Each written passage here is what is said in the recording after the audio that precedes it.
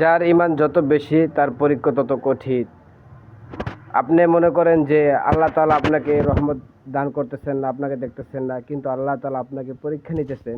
আপনি দেখেন পৃথিবীতে যেই সমস্ত নবী রাসূল এসেছেন, যত নবী রাসূল এসেছেন তাদেরকে অনেক কঠিন পরীক্ষার সম্মুখীন হতে হয়েছে এবং তারা পরীক্ষা উত্তীর্ণ হয়েছে। তো আমারও আপনার পরীক্ষা নেবেন আল্লাহ তাআলা, এই পরীক্ষা আমাদেরকে উত্তীর্ণ হতে হবে। কারণ আল্লাহ রাসূল সাল্লাল্লাহু আলাইহি সাল্লাম বলেছেন, আদ-দুনিয়া সিজনুল মুমিন ওয়া জান্নাতুল কাফির। দুনিয়াতে মুসলমানদের জন্য কয়েদখানা এবং কাফেরদের জন্য বালাখানা।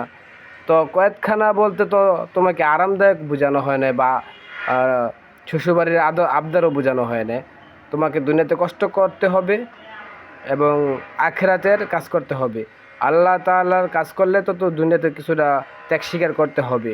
তো আমরা যারা ঈমানদার আছি, যাদের হৃদয় ঈমানে পরিপূর্ণ, ইনশাআল্লাহ তাদের পরীক্ষা আসবে, পরীক্ষায় উত্তীর্ণ হতে হবে। মন খারাপ করা যাবে না, কারণ পরীক্ষার মাধ্যমেই সফলতা অর্জন করবেন ইনশাআল্লাহ।